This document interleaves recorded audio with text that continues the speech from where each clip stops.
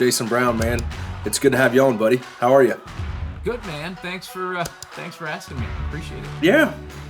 Yeah, we kind of got like a Rolodex of guests, people list that we want to have on, and you were one of them. You're on the short list, dude. Oh, sure, I was. Yeah. Yeah, No, we're only in episode 40. We've probably had maybe 10 guests on so far, I think. Right on, man. So, but well, for those who don't know who you are, just tell the folks about yourself, who you are, what you do, where you're from, all that. Yeah. So I grew up in Michigan. I've really, from an early age, I love just to tell stories, whether it was with my parents, VHS camera or any other way that I could. I love to do it in the outdoors, and I've owned and operated production companies for the last 25 years in marketing, advertising, television, media, you name it. And so the outdoor industry is kind of like my place. I kind of knew right away that's what I wanted to pursue. So right in college, I jumped in it and kind of got things rolling, and 20 some years later, we're still doing it. Yeah. What did you do in college that got you into it? So it's interesting, man. Like, this was in college, was in the late 90s. So, television and it seemed so far away. Like it wasn't easy to attain and get the access to production equipment back in the late 90s. Like this is literally on the verge of nonlinear editing, which is computer-based editing. So, for me, I went to college to play baseball at Ferris State University, and our team there turned into a club team. So I transferred to Central Michigan University, and I was taking an elective class, and it was in the broadcasting program. It was a film study class. And I started asking the teacher about the broadcasting program. He's like, "Yeah, you can, you can get into it, and you can edit, and you can use our cameras, and you can produce your own TV show." And right away, I was like, "Damn it, can I really?" That is the moment it hit me. Like, okay, I'm gonna pursue this. And at that point, everything kind of shifted from baseball. And it was all about what can I do to learn more about production on a larger scale. Because growing up in high school and stuff, we were a small farming town. We didn't have any production equipment. We didn't have cameras. We didn't have anything. I was cutting together like ice fishing videos, tapes, with two VHS tapes together. I'd hit pause and record on the other one, and I'd throw Fred Bear music underneath of it, and it was like Oscar worthy. And so to get my hands on this stuff in a college that had Avid systems, we were one of the first colleges to have university that have Avid systems accessible to students. And it just hit me like a ton of bricks. Like, holy cow, I'm gonna lean into this. And from there, I got into the program. It's the Broadcasting and Cinematic Arts program, and I got a journalism minor. And throughout the 4 years I was there, I produced a television series called Shalami Outdoors. It was your old school typical. And Shalami was like a bunch of buddies' names together. We had this hunting group in Beaverton where I grew up, and Shad, Alan, Jamie were two of my real good hunting buddies. And then we took out the crown. It was Shalami's Crown with Chris and Brown. So Shalami sounded better. So it was just some stupid name. I mean, I've got stuff in here that I would draw, like right here it says Shalamis. I'm looking at something in my office says Shalamis since 1991, and so it was an old top to an ice fishing bucket, but anyway, so I produced that show and actually won like a ton of awards regionally for it. And it was just a stand-up old school hunting show, but I shot it, produced it, edited it, hosted it, and that kind of got my feet wet. And from there, I started a production business in college and was editing and producing A-Way Outdoors on the Outdoor Channel in 2000. So yeah, it's kind of how it all started, I guess. Yeah. So you were one of those guys, man. Like I've talked to a handful of people. Sam Soholt is another one too. Yeah. It's like almost you got in that rhythm and knew exactly what you wanted to do right out of the gate. Yeah. Yeah. It And I'm was, kind of jealous of that. It took me a while to come around, but that's impressive, dude, to hit yeah. it that hard, that Yeah, fast. but it was in a weird time and era. Like there wasn't internet. Literally, like it was. I just Yeah. had my first email ever in at Ferris State. Like I didn't even use it. Like what the hell am I going to use an Yeah. email for? I'm just calling. You know, it's like I had like an email. So internet. You know, I had a guitar tablatures website. I get guitar riffs from, and that's the only reason I use the internet. So Yeah. back then, there wasn't social media. There wasn't any way to get your work seen by anybody else outside of television. So Yeah. to me, it was broadcasting was the way. And Yeah. so originally, that's how it started was outdoor television productions. Hmm. You know, in the early 2000s. Well, how did you get it? How did you get it on TV? Like, did you like go knock on somebody's door with a It was VHS or what? kind of unique. Greg Abbas, who owns and operates A-Way Hunting Products with his dad Fred Abbas for years and years and years. You know, they're kind of really known in the state of Michigan as great whitetail and turkey hunters. You know Yeah. he's won the turkey national turkey calling contest like 3, 4, 5 times or something like that. Or I Okay. should Michigan calling contest. But him and his dad had hunting products and they heard about this new outdoor channel that was going to be, you know, starting to roll out into Tecumseh, California, I believe is where it was. Yeah. And or Temecula, I'm sorry. And they needed somebody to produce and edit it. And I said, hey, let's go. So we shot a pilot, and he shot stuff in the field, and I used all that footage to put a pilot together. We submitted it to the Outdoor Channel, and they came back with I swear to God, it was a written letter. There was not even an email. It was a written letter that came back and said, you have been selected as your pilot's been selected to be part of our network. And that's even pre-Sportsman Hmm. Channel. This is when Outdoor Channel really started just getting rolling. And yeah, so in my college apartment, I'm editing, you know, season 1 of A-Way Outdoors, and literally I had a 64 gigabyte hard drive. So this is how jacked up this is. I would do the first part of the show, I would master it out to tape, and I'd Yeah. erase the Yeah. drive, and do the second part of the show. I mean, what Yeah. kind of world is that? You know, like I Yeah. couldn't You're living even on the second edge, buddy. finish the first part. Like once it was done, it was done. And like the 64 gigabyte hard drive was like $5,000. So I couldn't afford anything but that at the time. And it's just Yeah. so like caveman editing. You know, it's really odd, but it was non-linear and it was done on it wasn't even an Avid system. I couldn't afford one at the time. It was called Casablanca. It was like this Okay. all-inclusive like editing unit. I don't even know what it was, but it was doing the job. So the Yeah. first season of A-Way I did in an apartment. Um, yeah. Do you feel like that made you better later on down the road, learning that way?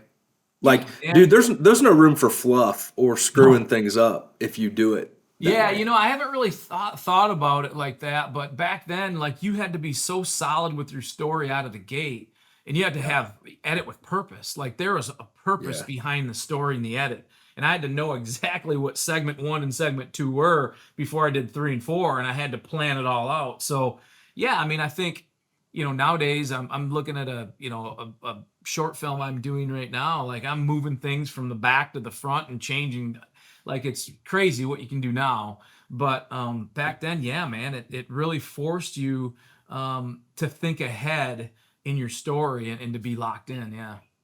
Yeah. I remember when I graduated college, so I graduated in like 2003 and I was working at the Turkey Federation and there were some old school editors there and I can't remember what the phrase is for it, but you're supposed to lead with the good stuff, like at Yeah. the top of the Yeah. column. Yeah. Yeah. And A tease. the Yeah. It gives you a reason, tease. Yeah. what do they call that? I don't know, like a There's like a phrase tease. for it. Yeah. Yeah, you led with the good stuff Yeah. and put the fluff at the end, because literally in those days you cut it off with scissors. Like if it didn't fit on that's back when they were cutting and pasting Oh stuff. yeah.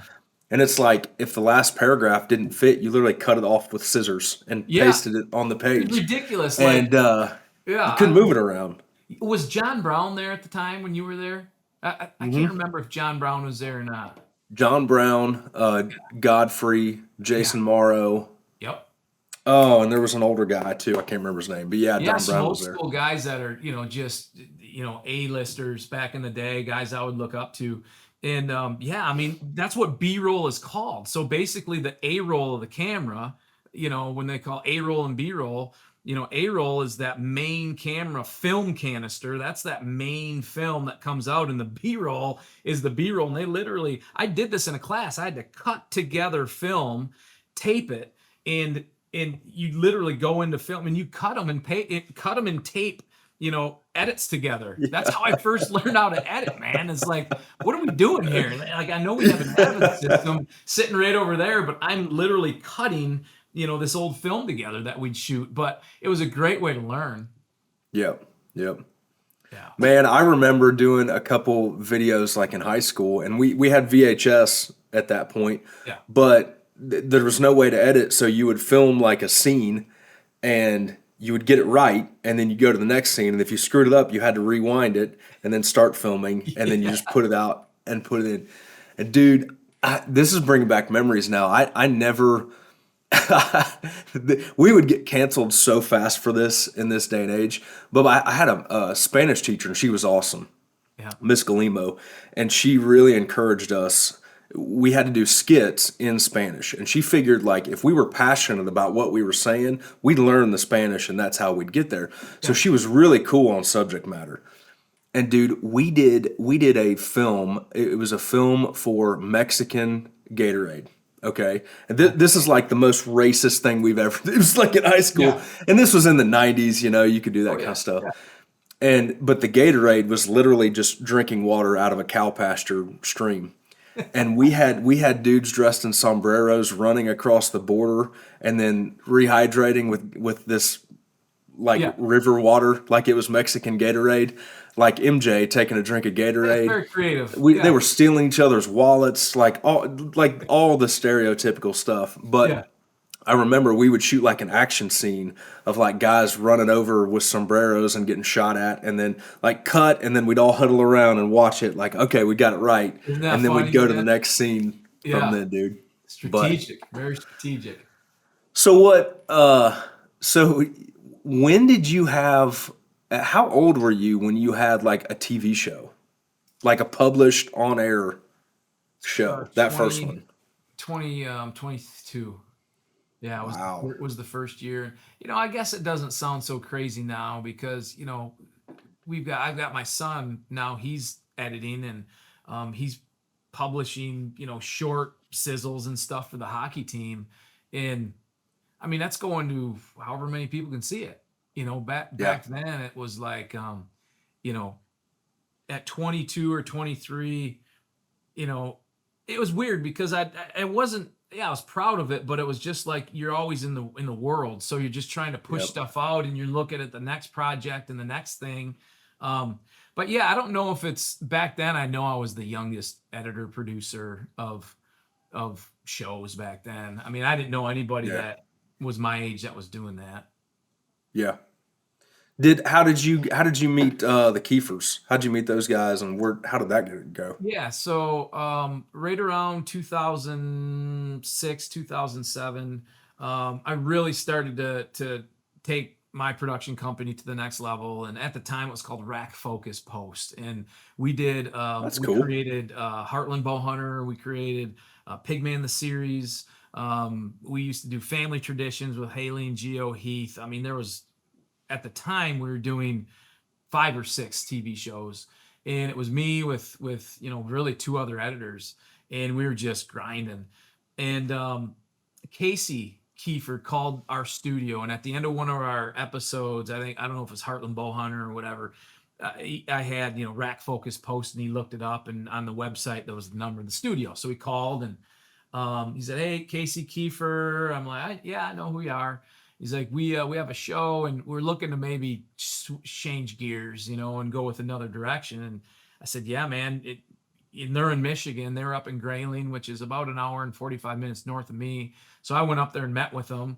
And right out of the gate, it was weird. We just really hit it off. And 3 years later, we're doing Backcountry Quest was the name of Chris and Casey's show back then.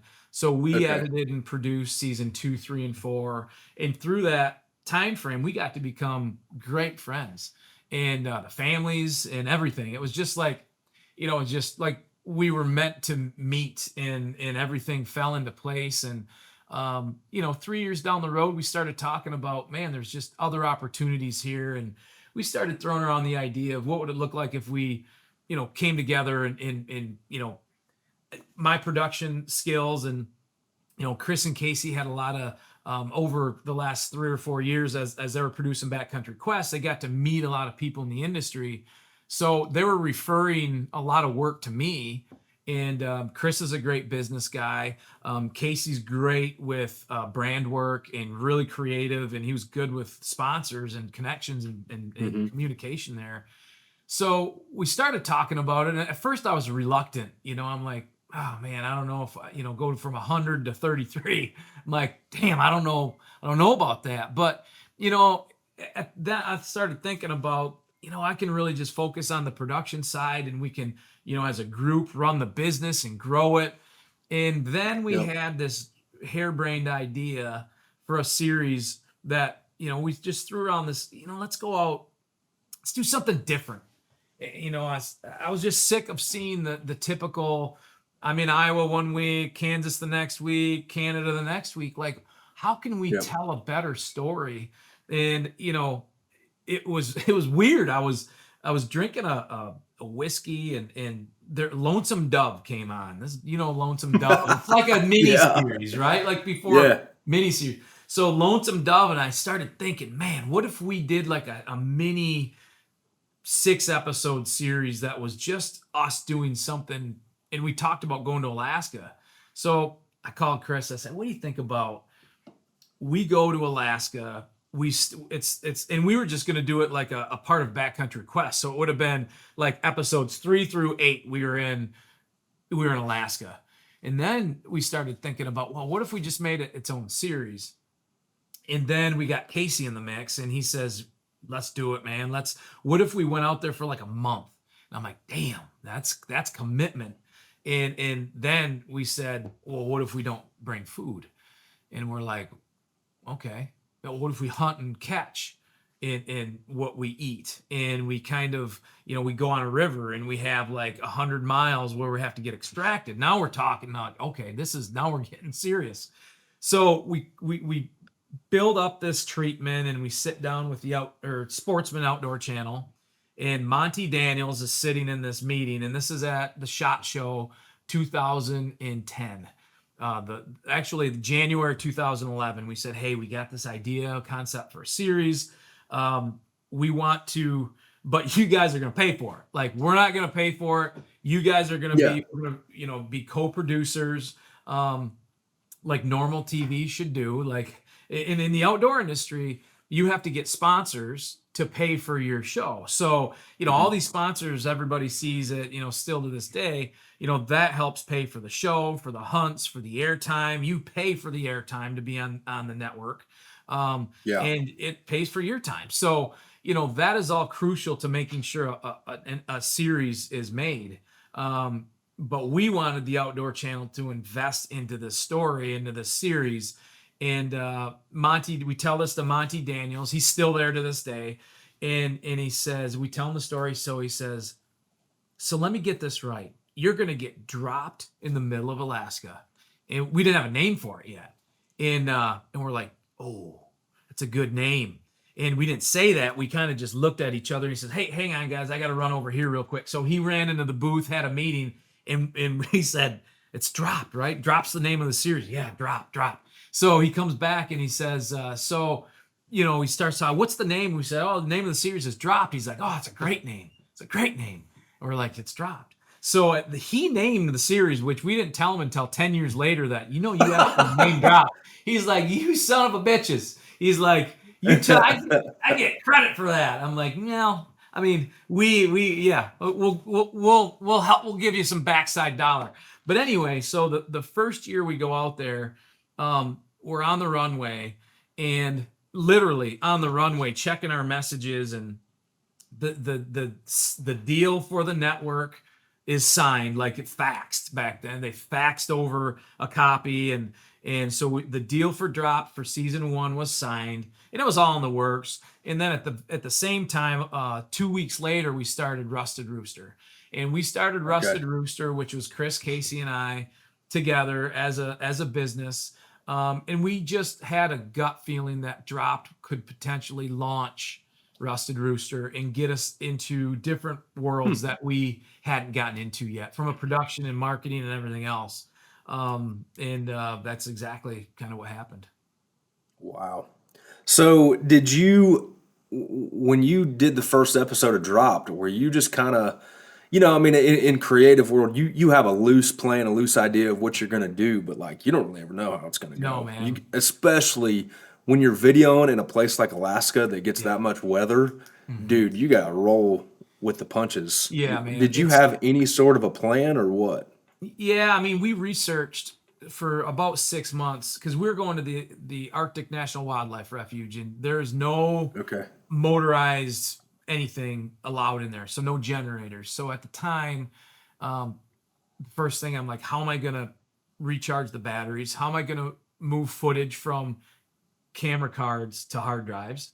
How am I gonna keep computers live, laptops?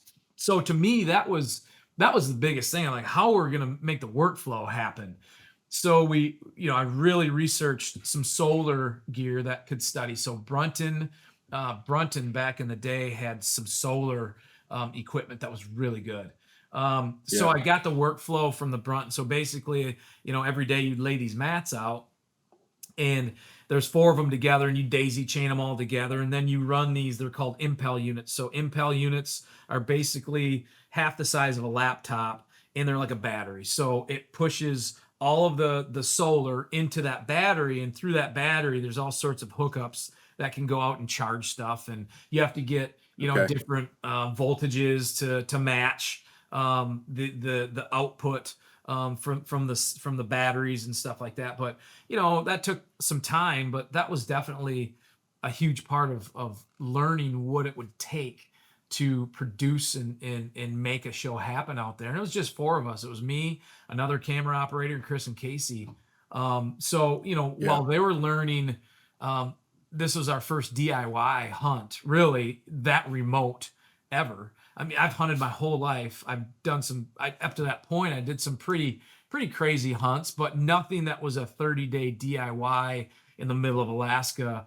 And we had to learn about meat care before we went out there. We had to learn about, there's a lot of navigation through the waters and portaging, and all these things that you don't think about. Obviously, bears are a thing we had to think about. But I mean, really, in weather, from the production standpoint, on day 3, we lost one of our cameras for the trip. Like the first caribou that we shot was, I think, day 3. Casey shot him. We called him Maniac, on top of it was probably 1,000 feet above 1,500 feet above where we were base camped on the river. But he shot this caribou, and it just started raining. So, we had two Canon EX1s, and one of those EX1s went down. And we also had, Sony EX1s. We had 2 Canon 5Ds Mark IIIs as well back then. So we had 4 cameras. One of them went down in the first week. So we had to kind of shift some things around and really take care of that other EX1, because that was our only source for good audio, wireless audio and stuff. But yeah, man, it's crazy to go out there and to know that you don't have control to the point you usually do on a production anymore. But what I've realized over the years, and we've done 8 seasons since then, is the beauty of it. Like, you're so isolated out there. There's no communication. There's no looking at your phone. There's none of that. Yeah. I mean, there's there's so much stuff that happens out there that you can't control, but you have to embrace it. Yeah. And when we're out there, it's always as a team. We always make our decisions as a team. Obviously we shoot stuff as it happens, but when the camera shut off, then the conversation happens. It's like, okay, what do we want to do here? Are we all on board to, packing up camp, going downriver 20 miles and looking for another camping spot that we can set camp and, get into some better moose country, and those are things that are decided by the group. At no point have we ever done anything when we weren't all on board. Production team included, it's always me and somebody else. It's either, Jameson Crast has been on, I think, 5 of them. And he's an incredible shooter, DP. But it's always a group decision, and we always go out there with guys who have the knowledge, who can survive. If they needed to survive on their own, they can. Because the reality is, we all might not come back. And that is every time you go out there, obviously, you think twice and act once. You always do things that you think through completely, but you can't always plan for everything. So, and that even goes down to the hard drives. Like when I push the footage over onto a hard drive, we have a second hard drive that's backed up. So we've got things in 2 places. And you go out there, and if you come back with no hard drive, you got nothing. Like whatever, you got nothing, man. We're in the hole, like a lot of cash. So, you have to take care of those hard drives like they're people. So when we put all the footage on the hard drives, we always put all the footage on the hard drives before we do any big move, before we get extracted, and we separate them. So if there's 2 rafts, one raft will have one hard drive, one raft will have the backup. If there's 2 planes, one plane will have one hard drive, one plane will have the backup. So if one plane goes down, man, that sucks. It's brutal, but at least we have the footage to tell this freaking story when you're long gone. That's the as harsh as that thinking is, that's the thinking that needs to happen out there. So everything is well thought out, way ahead of time before we even set foot. That's crazy, dude.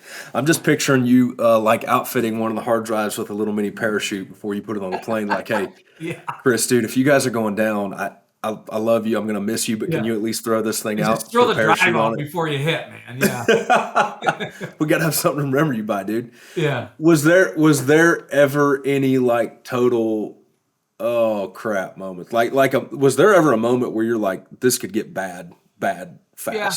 Several times. I think, we've been weathered in the tents for days.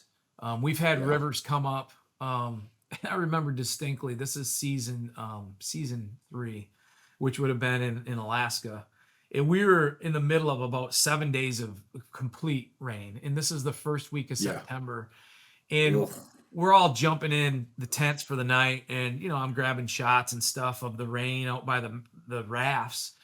And I'm like, shit, I think I should probably, everyone's in, and I'm grabbing some shots. I'm going to pull these rafts. Who knows if this river gets blown out? We were up quite a ways with our tents. We're up probably 30 yards from where the river bottom was. So I grabbed basically grabbed the rafts, both of them, and pulled them up like another 20 feet and tied them off just to be safe. Mm-hmm. And they were already up quite a ways. So we get up the next morning and we hear the water and we look, and our rafts are sitting there. The river had come up like 30 feet on the bank, not 30 feet in height, but 30 feet on the bank. And the rafts were literally going like this with the ropes holding them. Like, those are the things. Now, that's not life-threatening, but that is trip-threatening, because if those rafts go downriver, call it 6 miles or 7 miles and get popped, or you can't physically, you would literally have to walk down river until you found them, if you found them, and then you would have to collapse them, bring them all the way back 7 miles upriver, inflate them, and put all the gear in them, because you can't move that gear by yourself. It's Yeah. literally you need the rafts. So if those rafts went all the way to the confluence of the main river and they're gone, well, we have to get extracted by helicopter right there. You know, Yeah. so those are like the little things you think about. Like that is your means to get out. Your means for survival are your rafts. So Yeah. that was one of those not life threatening but trip threatening. We Yeah. also season 2 in the Yukon. We had this was day 17 or 18 to day 23, 22. We had about 3 or 4 feet of snow dump on us, and we're in this big old valley. And we had, I think, 8 horses at the time. And we were on day 3 in this valley, and we're really wondering if we get out. You know, if we were going to have to get extracted because, 4 feet of snow for the horses isn't easy. The trails are Yeah. gone at that point. And we were probably 30, 30 miles from the next camp where we needed to be. And so it was getting pretty dire. All the horses had no food. And what you do with the horses in the Yukon at night is you would hobble them, and you'd basically put, ropes or in between their front feet, so they can't just get Okay. going and go way out.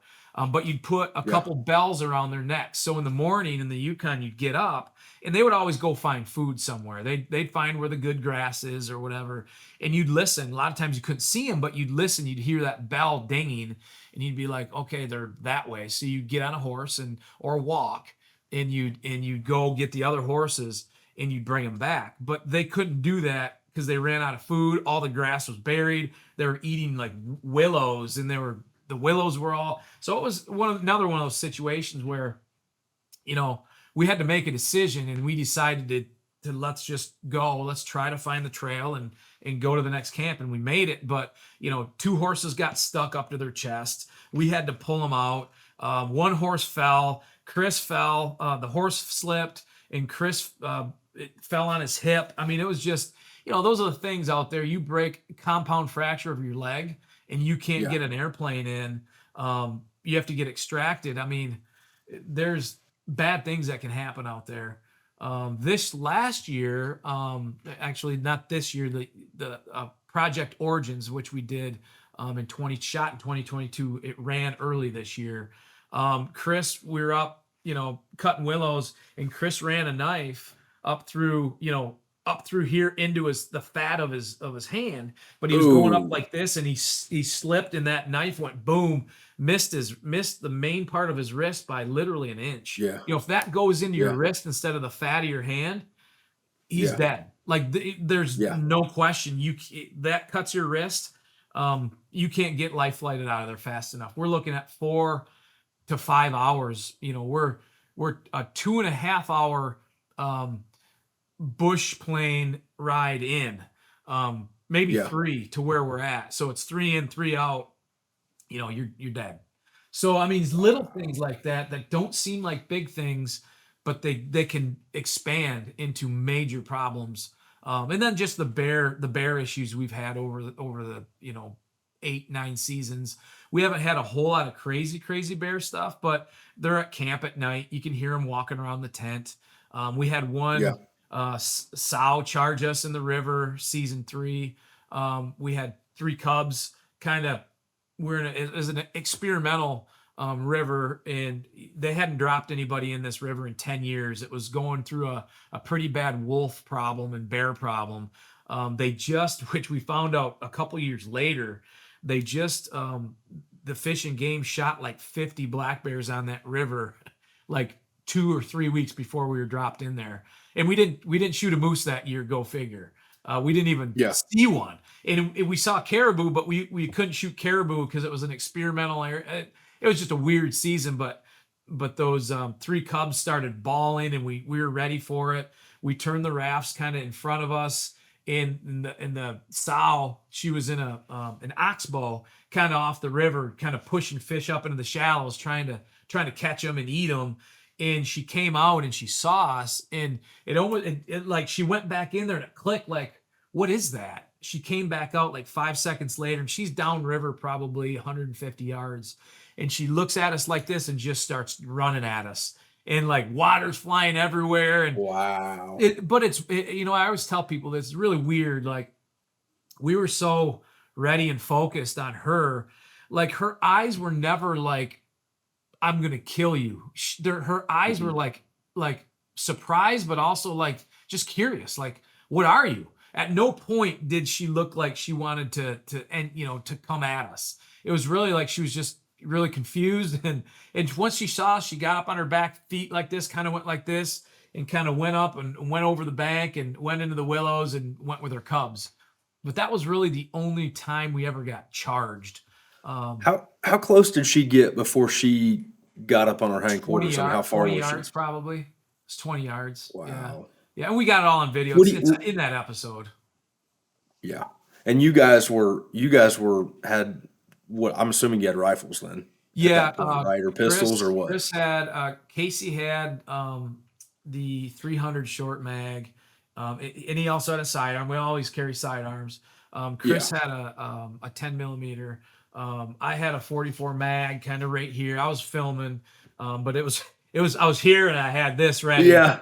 Um, And then Jameson, he also had a sidearm at the time, and he was really focused on the sidearm instead of the footage. So I see him, so I'm like, I gotta lock in here. So Yeah. it was a tense moment, man. And Yeah. but once she got out of there and we went past, and you know, the eerie part is, you know, that river. We're at the, you know, right at the very, um, right at the very end of the river.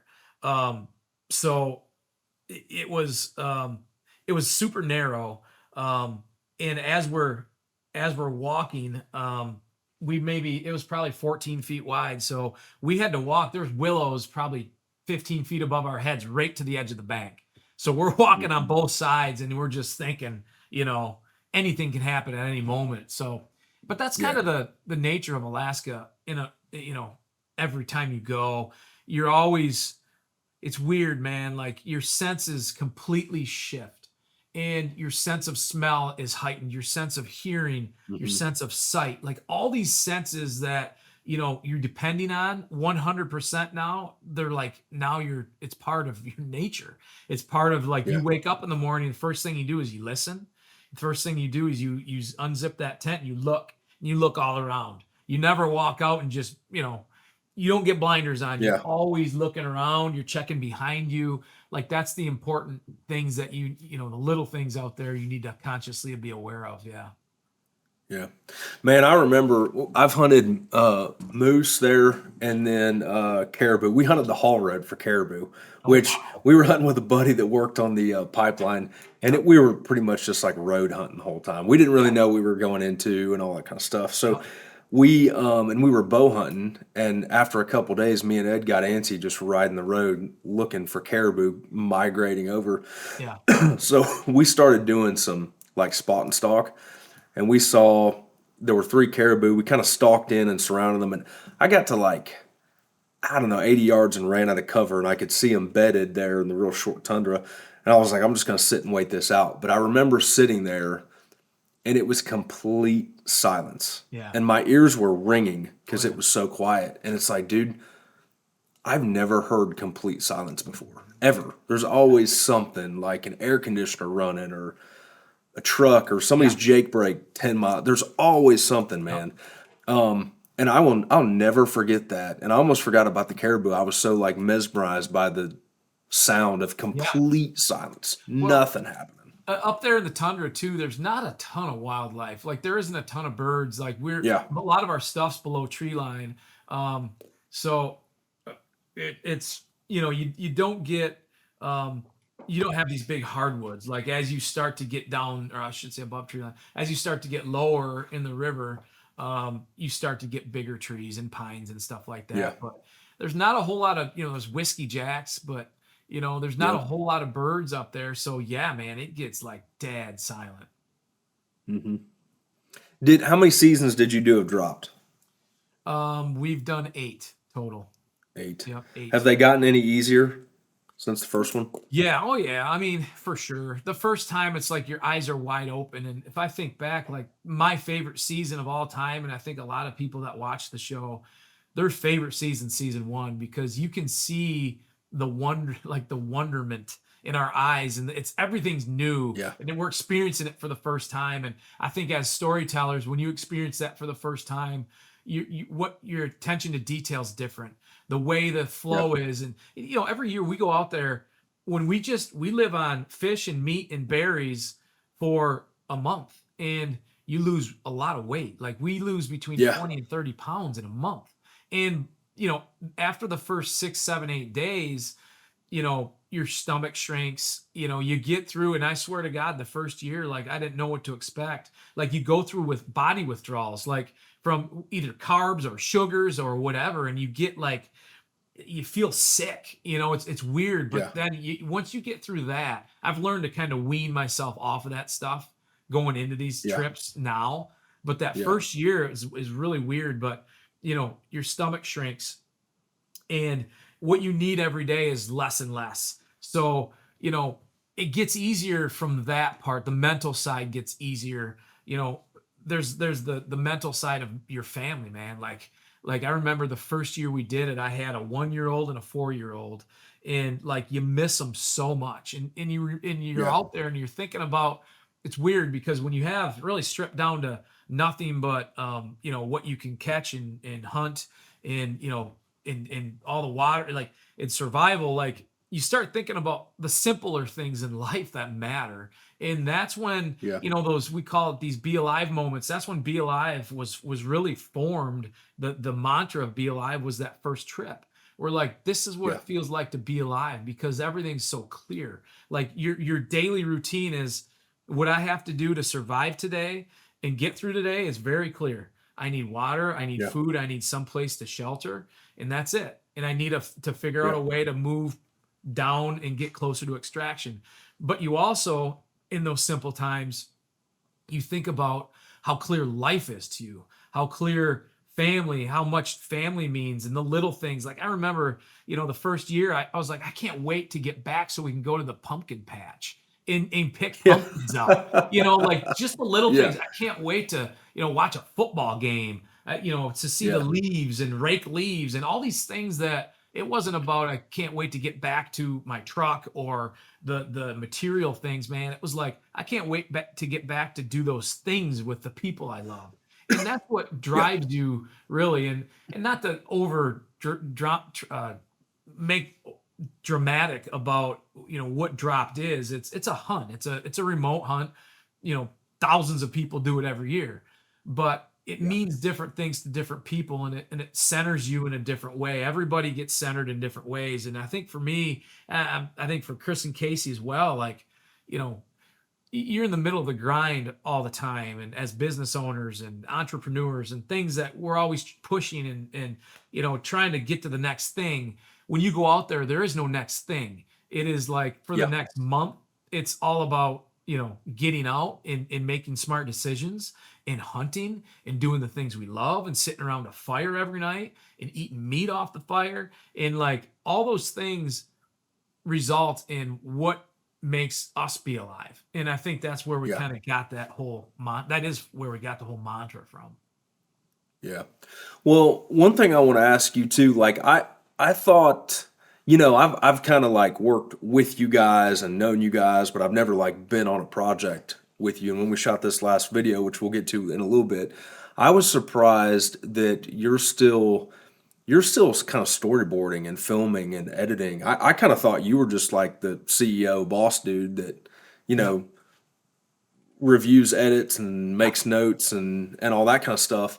But I was surprised at how much, even to this day, as successful as you guys have been, how hands-on you are and how much you do Yeah. a lot. Like, how do you decompress? Where do your breaks come throughout the year? Because Mhm. obviously, 28 days probably only happens once a year like that. Where Yeah. where are your little mini breaks through the year? Man, I don't know. I mean, what I've realized is, that is the stuff that drives me to be hands on. I mean, Yeah, I think when we first started, um, at one point at Rusted Rooster, we had, I think, 28 employees. We had, 6 or 7 editors. We had shooters. And we were ripping and rocking. And I was hands off for a little while, just kind of steering the ship when on the production side. And what I Yeah. realized, like, I felt like hollow. Like I felt like I was a part of a lot of the projects, which I was a part of all the projects, but I've learned that I love the hands-on stuff. Like that is what makes me like Yeah. every single day. Like it's like you. If you were to stand over somebody's shoulder and tell them what was in your mind on that canvas, it's not the same fulfillment, man. It's And it's awful. the same thing for Yeah. me. Like I need to touch it. I need to build the sound design. I need to build the music beds. Like I need it to go from beginning to end, and I need to touch a lot of that. Now that's not I don't have to Yeah. be a part of everything, but I need to be doing what I love to do, which is shooting and taking those visuals and putting them in Premiere Pro and making something that creates emotion from people. And that is what Mhm. like drives me. And I've done that, even with Be Alive, there was a big part when we started Be Alive back in 17. There wasn't a hands-on approach to, we weren't shooting and editing a lot. We were working with a lot of shooters and editors and storytellers, which was great.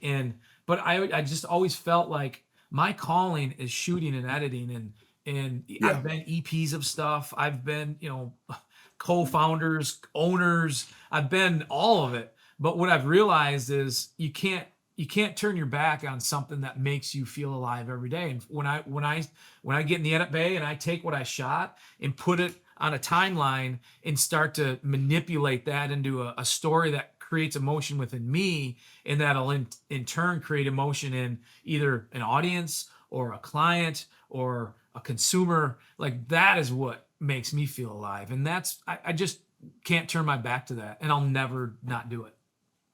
Yeah. What's your favorite part of it? Is it like the storyline? Is it the shooting? Is it the editing? I mean, I'm sure you love all parts of it, but like Yeah. where do you really get rolling? Like the creative Yeah. juices rolling? Okay, so there's two parts. For me, it's the pre-production and really trying to figure out how this story is going to take place before I even go shoot it. My Hmm. vision for the end goal always has to be there before I even shoot.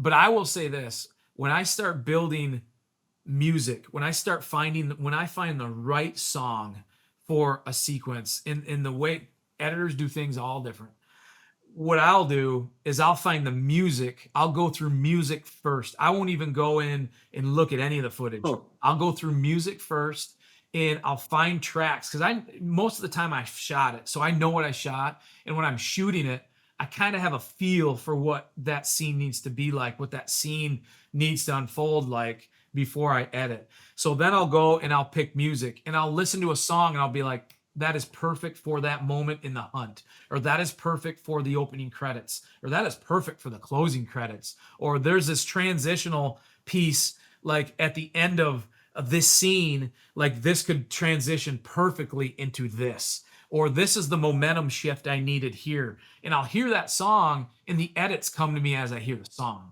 So I'm listening Yeah. to the music. I'm like, oh my God, this is the song for the opening credit sequence. I'm going to use that, and I pull that in there. I label it, and I move on, move on, move on.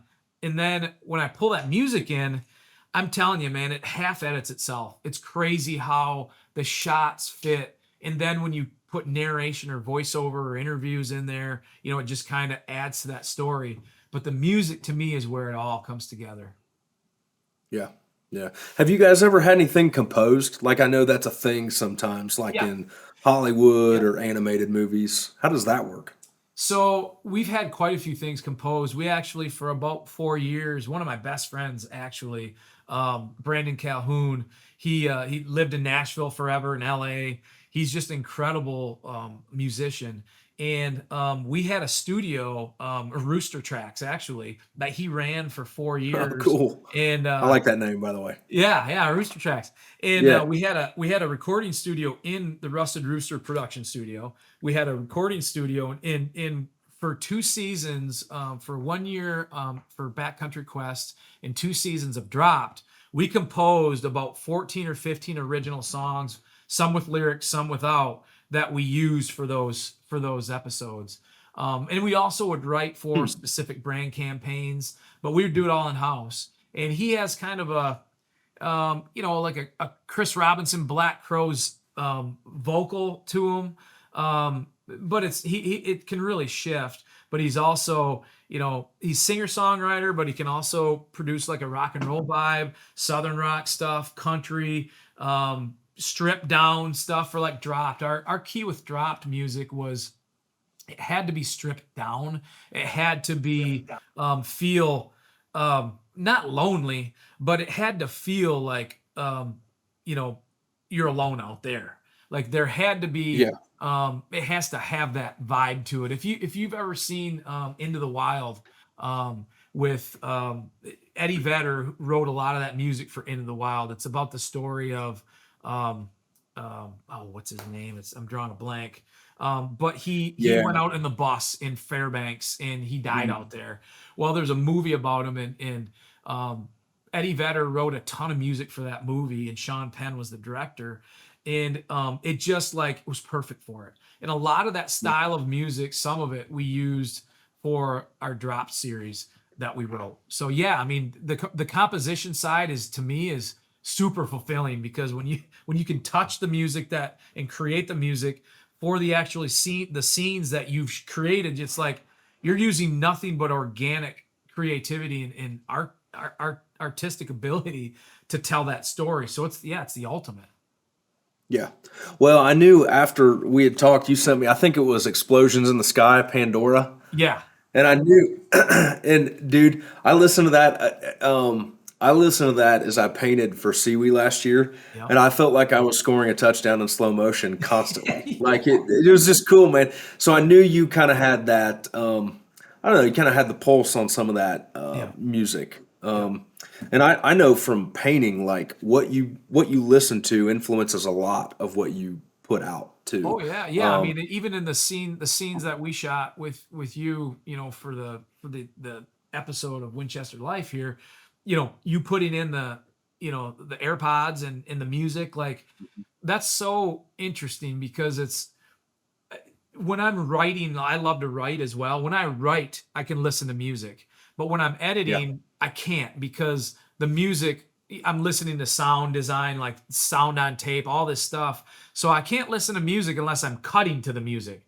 But I love the ambient noise of a certain track that influences, like for you, your paintings. And, Yep. I love that you can get in that world and just lose yourself. And I would imagine like, you asked me that question about, being hands-on. Well, you run a business, successful Hmm. business. It's growing and exploding. And obviously, for you, you are like you can't have somebody else do Ryan Kirby artwork because you're Yeah. Ryan Kirby, man. Yeah. So Yeah. it's you, man. So yeah, how's that whole setup for you? It's hard, dude. It goes through. It's very seasonal too. So, like for example, I haven't drawn or painted in a month right now Yeah. because we've become really retail. We've got frame orders that come in on a 18 wheeler. I've got to go get those, bring them back in. I might be framing. We're still keeping podcasts, and the business has to keep going. Yeah. And dude, there's days it's not easy. Because I'm naturally I need to go and draw for 2 hours Yep. and like vibe out. And I've come to appreciate more the hunting and being outdoors and being at the easel and being down with a pencil and paper. They're like sacred moments, Yeah. because we got young kids, we've got employees, we've got all that stuff of a growing business. And I don't know, I've come to really appreciate that time more, Yeah. that I can just do what I love to do and not have to worry about the rest of it. But, man, we're going through growing pains. I'm sure you guys were there at one point. That moment where you hit like 33 employees and it's like, Oh, yeah. whoa, this is crazy. Yeah, So, man. I mean, you guys, what do you we're have? getting streamlined and we're going to get better. It's tough, man. Like there's a point in a business where you have to look at it and say, what is my end goal? What is our end goal with the business? Yeah. And Yeah. at what point, because there is an inflection point where the employees, like when we had that many employees, it was like, okay, what's our next step? Like I feel like you really have to look at it and say, what can we do with fewer employees and accomplish the same thing? Like I Yeah. feel like you can grow and get, growing pains is exactly that. It's trying to figure out where you want to go as a business and what you want to accomplish as a business and what's going to make you happy and what's going to, kind of check that box for you on the creative thing and on the accomplishments. And, as an entrepreneur like yourself, like you're always trying to figure out what's next. And sometimes what's Yeah. next is what's now. And that is the only Yeah. thing that needs to happen. And, Yeah. sometimes those growing pains, you realize like this doesn't help us get to the next level. What helps us get to the next level is going back in time a little bit, scaling things back, being more selective, putting a higher commodity price on what we do and doing Yeah. the work we love. And that is a lot of times regression. Yep. Really. Yeah, and that is, man. It's constant like push and pull, and you're just kind of moving levers and stuff all the Yeah. time. And there's things that we think are going to be like a big breakthrough, and then they don't. And then there's always that one thing that always works for us. Yeah. You kind of find your lane. So, but the thing that we do best, I think, is the combination of art and hunting. Whether that's some of the prints we've done, like even the one behind you. Yeah. Like this one right here. Yeah. Yeah, shameless Love, product plug, but love that. you Yeah. know, um, that thing. I mean, yes, I can paint horses. I mean, I could do that, but it's not going to be where we make it. It's not going to be what we do best. It's not going to be what sets us apart. The biggest challenge for me is like as we grow, hiring new employees doesn't necessarily mean I have more time to paint and they just do things. Like you got more to manage. You got 100%. more payroll, you got more Yes. taxes, you got more stuff like that. So we're trying to figure out that Yeah, how man. big do we want to get? Yeah. So Yeah. what I want to ask you, I don't want to take up too much of your time, man, but like what is next for you guys? What's next for Be Alive in Yeah. 2024? So Be Alive, we're really growing. Obviously we have the merchandise stuff. We've got hats and shirts and stuff and sweatshirts and but as a Be Alive as the company goes, we're really leaning into IP. We're really leaning into owning narrow and deep niches and growing them through podcasts, through merch. I mean, it's not a something that hasn't been done before. I mean, you look at Barstool Sports, you look at Spit and Chicklets, you look Yeah. at what they've done with their little verticals.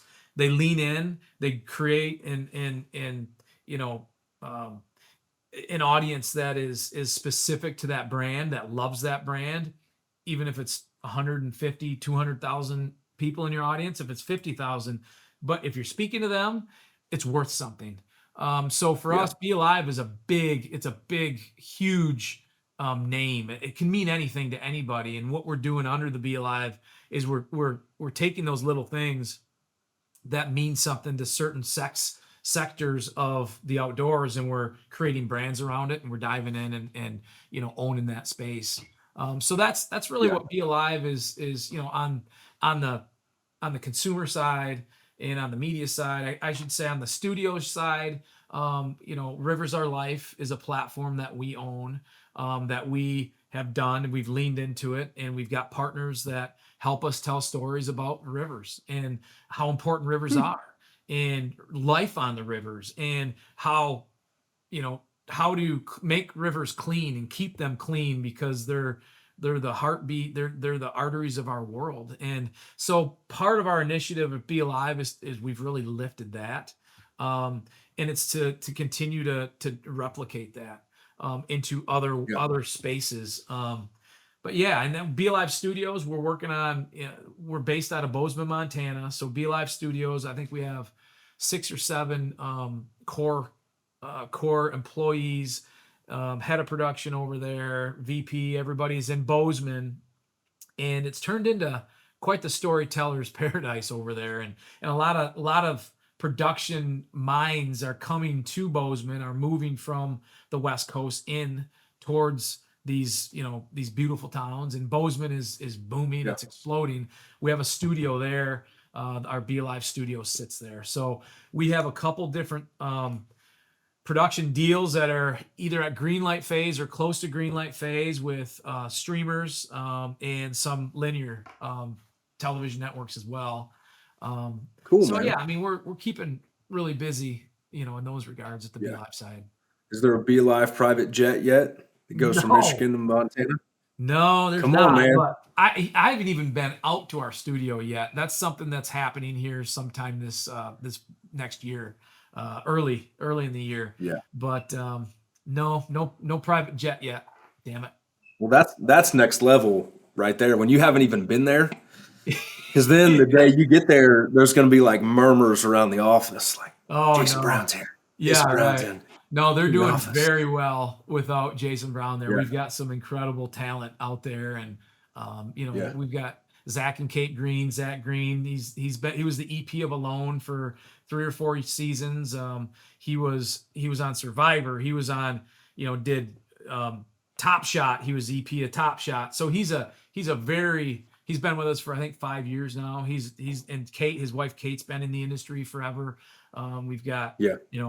4 or 5 other employees out there that are just badasses that have been in the space. So yeah, it's good to have a unit that's just moving. And Yeah. I can stand my hunting and fishing world here and keep Keep growing going. that. Yeah. Yeah. So one thing, a lot of younger creative guys ask, like, how do people do what you do? Like, I know, you're a unique dude, special talent and all, but like, if somebody wants to do film work in the outdoor industry, like, what would you recommend? Where do they start? I always tell this, and I'm a professor, if you will. I teach at a college here in Michigan. It's Mid Michigan College, and we created a program there called the Hunting and Angling Scholars Program. So what that is, and I'll get to that question here in a minute. We have students come in from around the country, really, but a lot of them in Michigan. It's going on 4 years of this program. There's 3 pathways. There's outdoor entrepreneurship, there's outdoor media, and there's conservation officer pathway.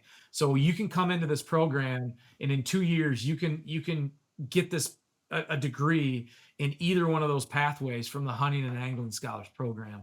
And a lot of times the students come in and they ask me that. And over the last 20 years, I had my own school that I taught kind of a couple times a year. Students would come in from all over the country, and I teach them how to tell stories, but also how to kind of promote yourself in the industry. You have to Yeah. have a tool that you're really good at. And whether it's, if you're a graphic designer and you love the outdoors, and you can design graphics for companies in the outdoors, lean into that. If you love to run a camera, your best asset is to become an expert at that, to have your own gear, and to be able to pursue that. You can't Yeah. have a window of 3 weeks that you can travel. You have to be willing to travel for years to really, and in that traveling, not only will you shoot and produce for wherever that goes, but you get to meet these people. And the people in the world of the outdoors is really where you find your way. So a tool in your toolbox, if you're an editor, a lot of times the things I say, be a shooter too. If you're a shooter, become an editor, because there's the best editors and the best shooters do both, because they know in the edit bay what you'll need when you're in the field, and the guys in the edit bay know in the field what you need to tell a story. So, to understand those two worlds is key. And there's a lot of great writers, and there's a in the outdoors, to be a 5-tool guy, to be a sound guy that understands music, to be a guy or girl that knows how to shoot, knows how to edit, can write, and can do graphics. That's a 5-tool producer, and they're unicorns, man. So if you can become 3 of those and understand 3 or even 2 of those worlds, you're an asset. But you have to have a passion for the outdoors, because in the outdoors, it's not always equal in pay, because they always kind of hold it above your head. Like, you're doing this for the outdoors, you're going on a hunt. I'll trade you a hunt for, 8 days of shooting. And my thing was Yeah. always like, Yeah. no, I don't. Yeah, do I want to kill an elk? Hell yeah.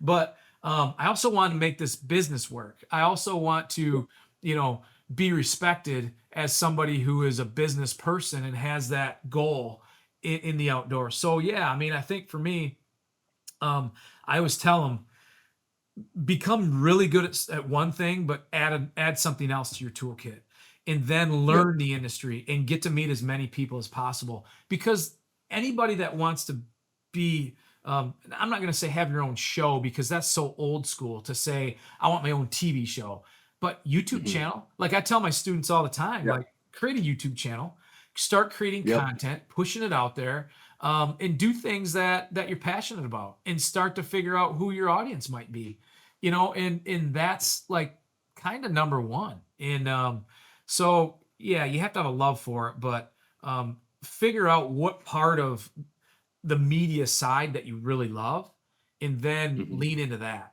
That's what I'd say. Yep.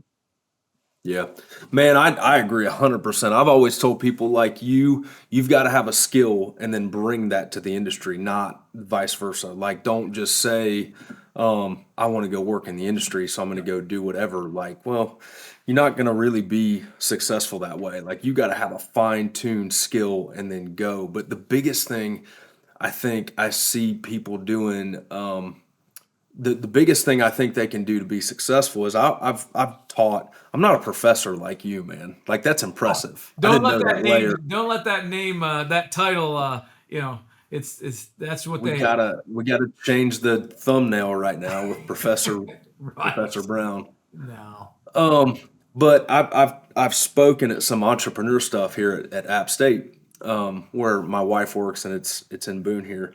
But I tell them like I've always operated like a shark. Okay, so a shark has to have moving water to get oxygen. We're not the bluegill that's just floating back and forth Yeah. in the Bass Pro Shops aquarium. We have to be going forward. And that doesn't mean we can't move left or move right or pivot, but we're always moving. Yeah. And you talking about them starting their YouTube channel is like, man, I painted nights and weekends at the Turkey Federation for a long time. Yeah. And when the phone wasn't ringing when I first went out on my own, I was creating stuff. It's like, dude, I ain't just gonna sit around and refresh my email waiting on a client to email me. Yeah. I'm gonna create. I'm gonna keep doing stuff. And the ironic thing is the work that I produced when no one was looking is what eventually opened the doors for me to do new work. So, kind of like you, man, it's a huge deal for someone to come pitch you like, hey, let me come work for you. I'm a great editor. And you can go look at their YouTube channel and they've already started producing a body of work Yeah. because you don't have time to train them. No. You want them to bring you a skill and roll with that. So 100%. 100%, man. good advice, Yep. dude. Yep. Good advice, Professor. Well, tell everybody. So you guys came into town and filmed an episode in Yeah. here Yep. for Winchester Life. Yep. I think we're going to go live with this episode on the 2nd, Yeah. and I believe that episode would have gone live yesterday. So tell people like about that, Yeah. where they can find it, all that Yeah. stuff. So it was, by the way, behind the scenes, we were talking about doing this film slash episode for years. It seemed like, and Jason Mhm. Gilbertson is a great friend of both of ours, but also kind of leads the way for the Winchester ammunition marketing side of things. And um, finally, we got the green light just to come tell your story. And so the episode is really based around your business and your, what drives you, and from an artistic standpoint, what inspires you, but also how Mhm. the product packaging for Winchester ammo has kind of transitioned into the art that was in the 20s and 30s and 40s. Now they're putting your art on the Yeah. packages for their ammunition, which has been an incredible move. And obviously it's the best stuff out there when it comes to, packaging. So for me, it was great to come and just see how things unfold. Obviously, I was a fan of yours before I think I got this thing back in maybe 4 years ago, 3, 4 years ago. Yeah. But to see how you run your art studio and the production facility, and the business side was super impressive. And yeah, it's just a story about you and the business, and I think people will really enjoy it. It runs January 1st is when it airs on Outdoor Channel. I can't remember the time. I Okay. think it's 2 p.m. but don't Eastern, but don't bookmark that. And it'll be running throughout that week. I think 4 or 5 different times. So January Yeah. 1st is when it runs. So that would have been yesterday. Ran yesterday. Yeah. But this week, you'll still be able to see it. So yeah, Yeah, man. will it be on YouTube or anything after that? What's that? Will it be on YouTube or anything after Yeah. the Outdoor Channel? It'll be on Yeah. Winchester's website, and it'll run all the way through January and March, through March. So Okay. it'll run the first quarter. It'll run, I think, 10 or 12 different times. Yeah. Cool, man. Yeah. So Well, I really appreciated you guys coming in. It was the first time I've really worked with like a high quality production studio, and I mean, I can tell that you guys have learned how to run lean and mean because like you show up and your bags are organized. You got your batteries, you got your stuff. Like you learned how to do that on drop. I know, but it was cool. The thing that was cool to me was obviously again seeing how hands-on you guys are. Like you have the story. You guys are setting up lighting and shots and this and that, and you're getting A roll and B roll. You guys are all doing your thing, but as well as like I can tell you're working through the story in your head. But I like seeing other creative people do their thing behind the scenes, and I felt like I got a cool glimpse into that world. So well, there's a lot that goes into film production, man. A lot. likewise, man, to see you and to sit at that open canvas and actually in a pretty short order create an elk out of freaking nothing but a white canvas, and all of a sudden an elk is sitting there. It's like, that amazes me. I'm not an artist at all, and it's artistry and drawing is not connected to storytelling through Premiere Pro. I can tell you that. I am no artist. Yeah. But to see somebody in their element, and be able to tell that story was a privilege, man. And I can't Yeah. wait for other people to. And I know you've got a lot of stuff, on your website. Zach, right? Yeah. He does a great job, like documenting your day in the life, and he had a ton of B-roll we used for that episode that he shot. Great stuff. Yeah. So, you've got a right-hand man there, and you guys are pushing stuff out that's, kind of keeps the ball rolling, and it's great stuff. So, it was Yeah. it was an honor to come down there and tell your story, man. Thanks for letting us. Cool, man. Well, I appreciate it. Tell everybody before we jump off where they can find you and all that good stuff. Yeah, man. So Be Alive. How can they sign up for your classes at college too, by the way? Yeah. When The Hunting and Angling registration and all Scholars. Yeah. Hunting and Angling Scholars program at Mid-Michigan College. So if you go to the website, Mid-Michigan College, Mid-Michigan, midmich.edu, go to the Hunting and Angling Scholars portion, and that'll tell a lot about the HAS program. And then Be Alive, go bealive.com. We have great merch there. We've got great films and stories, and you can see our Rivers Our Life world there, and all these stories about rivers around the world. So yeah, that's where you can find us. Well, we'll link all that stuff below. As the kids these days say, like and subscribe, link below, all that cool stuff. We're old school now, man. Believe it or not. All right, man. Well, Jason, we appreciate it, man. Yeah, thanks, brother. Appreciate it, man. Yeah, buddy.